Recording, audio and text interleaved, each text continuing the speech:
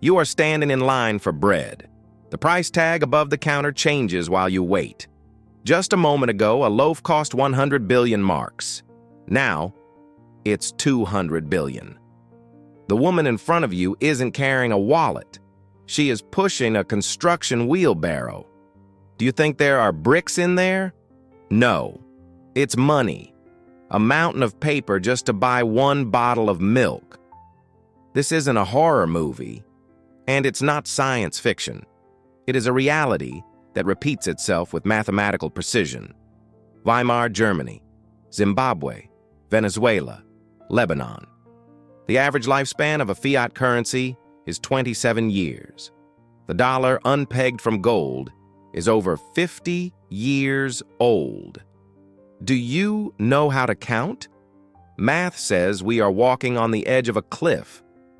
Most of you are thinking, well, this won't happen to me. I have a savings account. I have Apple stocks.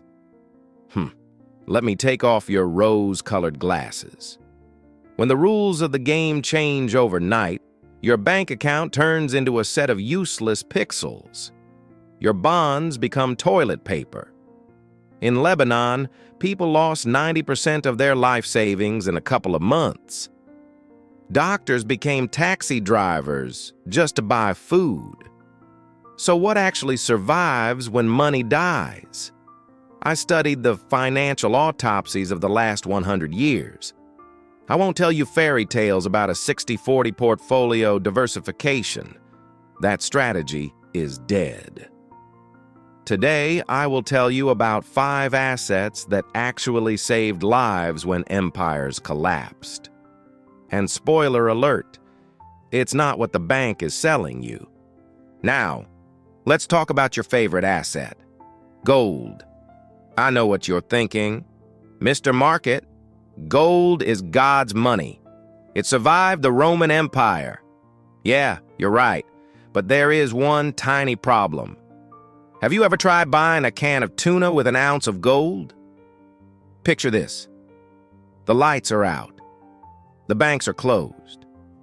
Chaos in the streets. You walk up to a neighbor who has a generator and food, and you hand him a gold bar worth $2,000. Do you know what he's going to tell you? He's going to say, I don't have change. In a crisis, gold loses its main property, liquidity. You can't saw off a piece of a coin to pay for a bus ride. In Weimar Germany, people traded family heirlooms for a sack of potatoes. Think about that. A diamond necklace for potatoes. Why? Because when your stomach is empty, you can't eat gold. The value of an asset isn't defined by the stock exchange, but by how much it's needed right here, right now. So, is gold useless? No. It's great for preserving wealth after the crisis, to move capital into the new world. But during the fire itself, gold is just a heavy yellow rock that someone can take from you. You need an asset that cannot be stolen, and that is always liquid. To understand what really works, let's go back to 1992. Bosnia, a city under siege, a year without electricity, water, or police. A guy named Selco survived there and told the truth that makes investors' hair stand on end. He said, money became trash instantly. Credit cards? You could only use them to pick your teeth. But do you know who became the king of the streets? Not the guy with the gold, but the guy who had lighters. Yeah, damn plastic Bic lighters. Why? Because fire is life. Fire is warm food. Fire is light. A box of lighters was worth more than a stack of dollars. The second most valuable asset was alcohol. The cheapest, nastiest booze. Not for drinking? Well, that too. But alcohol is currency. It's a painkiller. It's disinfectant. In a world without antibiotics, a scratch can kill you. A bottle of vodka saves a life. A gold bar does not. Selco learned a lesson you should tattoo on your forehead.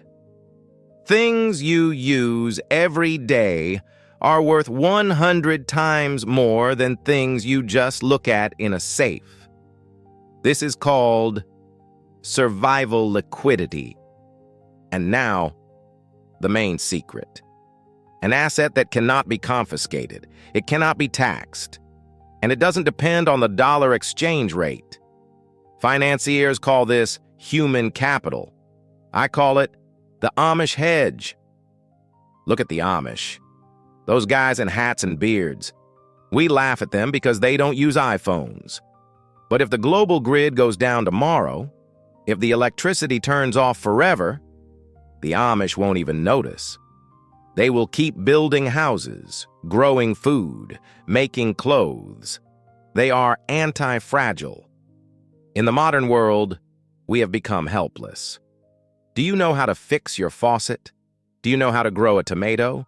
Or do you only know how to hit the buy button on an app? If your only skill is analyzing Excel spreadsheets, in a crisis, you are dead meat. Your biggest hedge is not Bitcoin. It's your hands and your head. The ability to stitch a wound, the ability to fix a generator, the ability to negotiate with an armed man. In dark times, aoa dauda, aura chaos dea. A carpenter is worth more than a banker. A mechanic is worth more than a trader. This is the new hierarchy of wealth.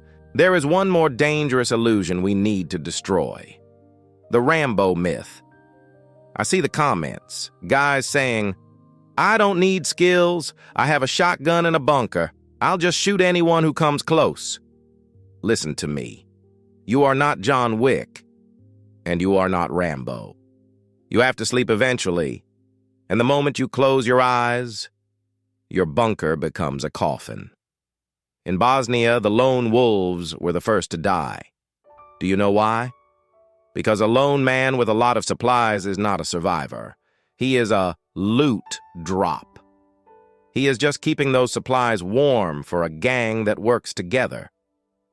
The most undervalued asset in a collapse is not ammo. It's a network. Your neighbor, Bob. Yeah, the fat guy who grills burgers on weekends. Right now, he's just Bob. But in a crisis, Bob is 200 pounds of security guard who can watch your back while you sleep.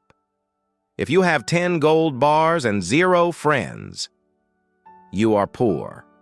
If you have 0 gold bars and 10 loyal friends with skills, you are a king.